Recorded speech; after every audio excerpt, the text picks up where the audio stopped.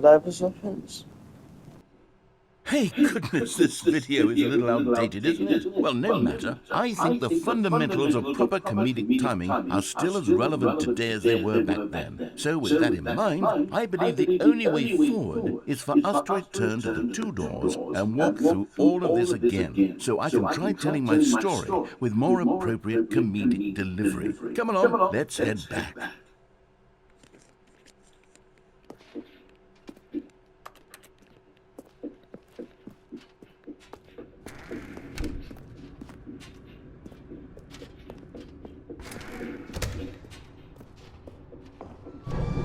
I can feel it. This time, I'm really going to nail the delivery. You'll be in stitches. A talking bucket, you'll say? How ridiculous. How absurd. What a hilarious concept. The king of comedy. That's what you'll call me. Thank goodness we have the instructional video. Otherwise, who knows where we'd be right now. Well, I wouldn't be the king of comedy, that's for sure. The bucket spoke to Stanley. The bucket spoke. The bucket spoke. Oh, I'll figure it out on the fly. No need to overthink things.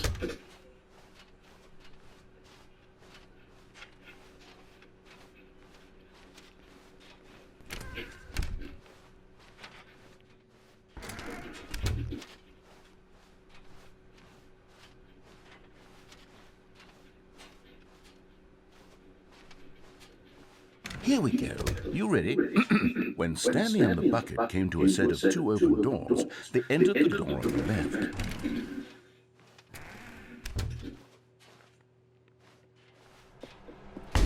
What? We're back at the phone already? No, what's going on? There was supposed to be several rooms leading up to this. There was supposed to be a build-up to this point, a dramatic display of remarkable comedic wit which culminates in this scene with the phone. But now the timing is completely off. The joke will never land. Well, not the way it was meant to. And it's all my fault. I must have forgotten that the phone room comes immediately after the two doors room. What an egregious mistake. I've made a fool of myself. I don't deserve the title of King of Comedy. I'm nothing. I'm not even the lowliest joke-telling. Well, I think I need to go back and rewatch that instructional video again. Yes, surely that will help me improve my... Here we go. You ready? When Stanley and the bucket came to a set of two open doors, they entered the door on the left.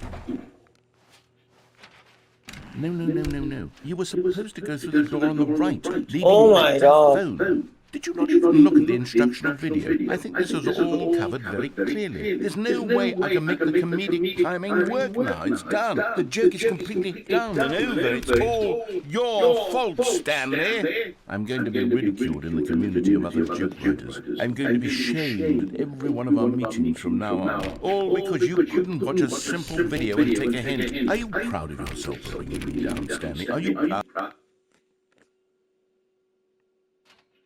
Stanley, you love the bucket so much it's like you... it's as though all of your other most prized possessions pale in comparison. Yes. Well, let me try that again, Stanley. I heard that you are pale with shame over how unabashedly in love with a bucket you are. No? Still not? Is it the delivery? Pale with shame. Pale with shame? Pale... What's another word to describe a bucket? Stanley, this bucket is so mental. I think I saw it playing guitar. No. We're getting away from making fun of Stanley's obsession with the bucket, which was the whole point of this. I'm no good at these jokes.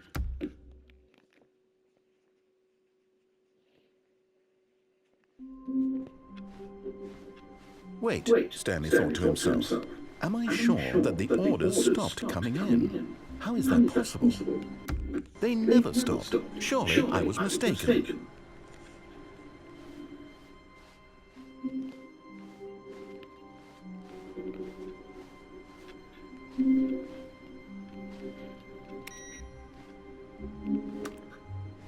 The confusion and the chaos all seemed to melt away as Stanley embraced the bucket. Stanley clutched the bucket tightly to his chest and entered the door on his left.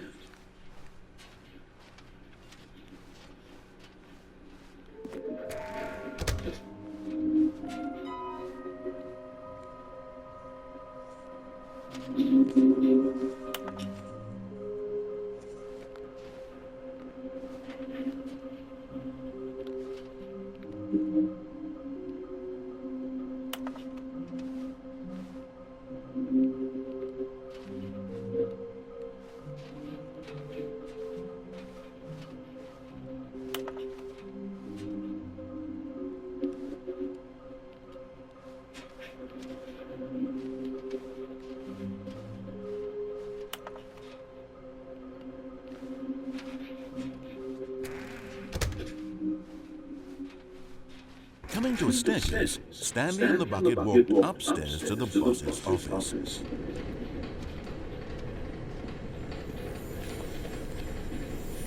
Another miniature Stanley figurine. This, there really must be a snappier name for these things. What about mini-Stans? Stanley figs? Or what about Stanlerines? Yes, I think I like that. Another Stanlerine under your belt.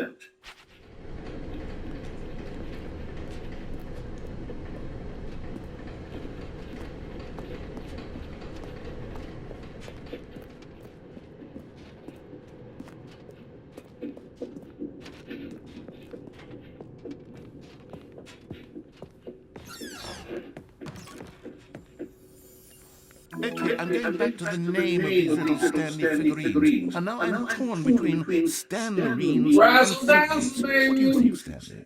What name better encapsulates the intrinsic sense of happiness that you get from seeing a small number in the corner of your screen go up by one? Let me sit on it. I'm sure it will come to me.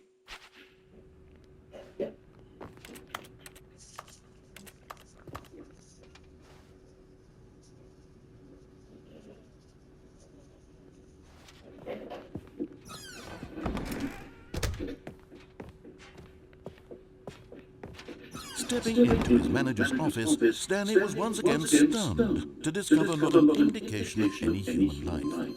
Crushed by the weight of this revelation, Stanley may have broken down into an emotional dumpster fire, if not for the soothing presence of the bucket. But Stanley guessed the correct clue by sheer luck. Was it that the bucket knew all along?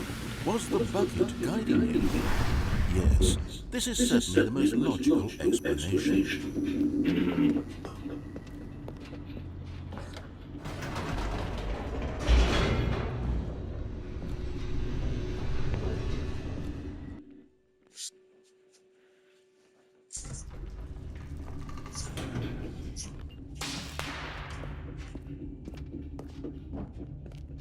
Stanley and the bucket walked straight ahead through the large door that read, Mind Control Facility.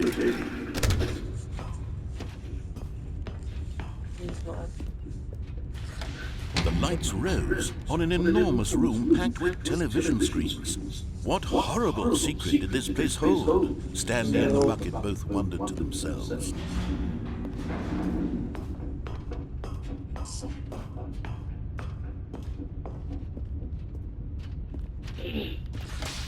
The monitors jumped to life, and Stanley nearly dropped the bucket in shock.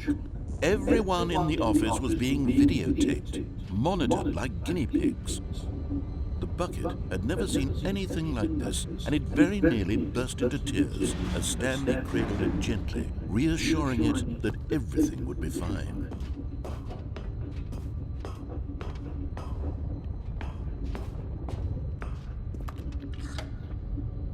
Was the bucket under the mind control facility's influence as well? Had the bucket been told to do things it didn't wish to do? What kinds of things does a bucket want to do or not want to do in the first place? These questions raced furiously in Stanley's feeble mind. No! He screamed into the bucket. He couldn't accept it. His own life in someone else's control. Never! He squeezed the bucket tighter. His one friend in the entire world. At this point, he could trust no one except for the bucket.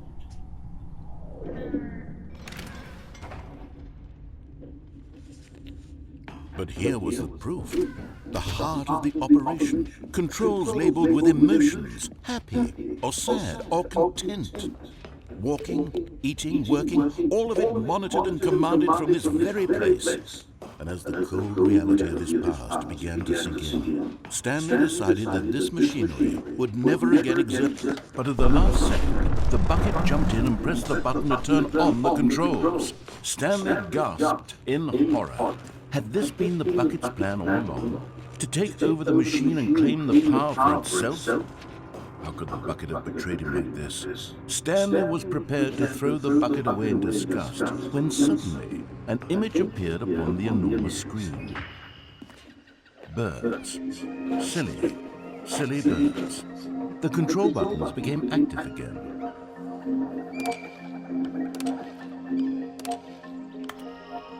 Stanley flipped through one video of silly birds after another, and then it dawned on him. This wasn't a mind control facility at all. It was a facility for monitoring and surveilling silly birds all over the world. The mind controls were only a facade to disguise its true intentions. Had the bucket known this all along? Stanley marveled at the metal genius in his hands, the one who had pointed him towards this incredible discovery. Stanley and the bucket never found freedom because they spent the rest of their lives here in this place, flipping through live streams of the silliest birds imaginable. Of all the possible paths his life could have taken, this one was surely the best. And Stanley was happy.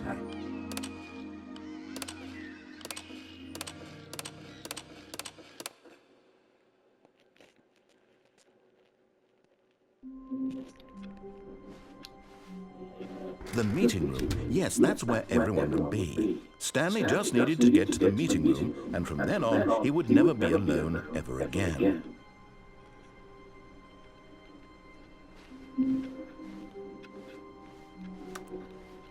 Warmth spread through Stanley's arms. With the bucket in his arms again, he was home. Stanley clutched the bucket tightly to his chest and entered the door on his left.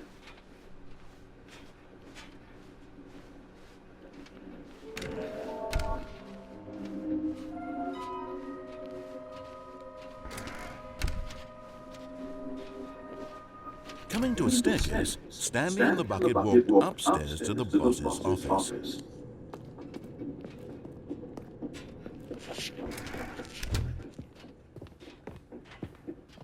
Stepping into his manager's office, Stanley was once again stunned to discover not an indication of any human life. Crushed by the weight of this revelation, Stanley may have broken down into an emotional dumpster fire, if not for the soothing presence of the bucket. Even now, in his darkest but Stanley guessed the correct code by sheer luck. Was it that the bucket knew all along? Was the bucket guiding him? Yes, this is certainly the most logical explanation.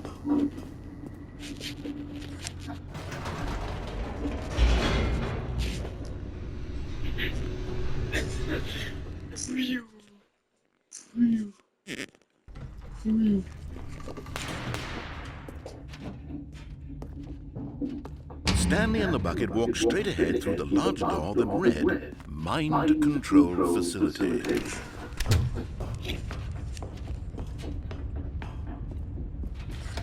The lights rose on an enormous room with television screens. What horrible secret did this place hold? Can you make me another Stanley taco? and the bucket both wondered to themselves.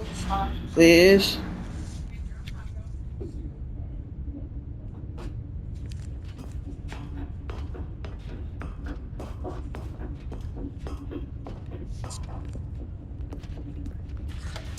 The monitors jumped to life, and Stanley nearly dropped the bucket in shock. Everyone in the office was being videotaped, monitored like guinea pigs. I guess that works. The bucket had never seen anything like this, and it very nearly burst the into red one. tears as Stanley cradled it gently, reassuring it that everything would be fine.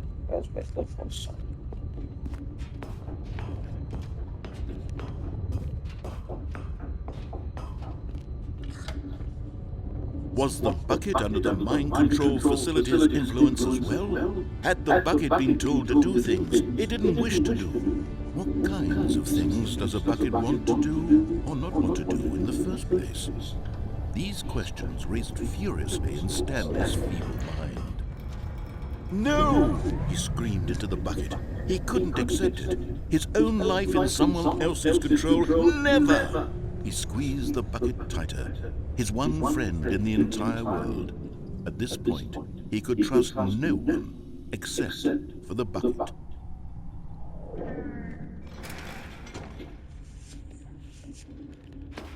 But here was the proof. The heart of the operation. Controls labeled with emotions. Happy, or sad, or content. Walking, eating, working, all of it monitored and commanded from this very place. And as the cold reality of his past began to sink in, Stanley decided that this machinery would never again exert its terrible power over another human life. For he and the bucket would dismantle the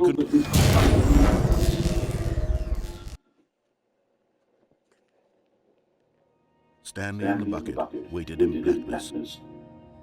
Was it over? Yes, they had done it. Stanley and the bucket had defeated their greatest and darkest enemy, freed themselves from the tyrannical grip of the evil mind-controlled machine. Freedom was now mere moments away. Excitedly, the two of them began to discuss the kind of life they wanted to live once they stepped through this massive door. The bucket wanted to learn to roller skate. Stanley wanted to sneeze in every country on Earth. Both of them wanted to begin watching a movie, any movie, but then stop it halfway through and begin watching it in reverse from the end. True, it was a simple life they envisioned, but it was one they'd lived together, with one another to lean on, to trust, to support, and What? Wait. What was happening? Why had the door stopped? Was Stanley and the bucket not about to be freed? An unbearable silence filled the room, lingering in uncertainty, until finally the truth hit Stanley square in the face. This building did not want the bucket to leave. Even the facility itself recognized the incredible calming presence of the bucket, needed the soothing warmth of the bucket, would go to any lengths not to part with the bucket. No. Stanley can't leave this place, not while he has such a precious bucket in his arms, not while this building has anything to say about it. Stanley realized he would never again leave this very room, but at least he has the bucket. To be trapped eternally in darkness isn't really so bad, Stanley thought to himself. As long as I have my bucket with me, right? I'll be okay, won't I? Stanley gulped. Very soon now, he was about to find out.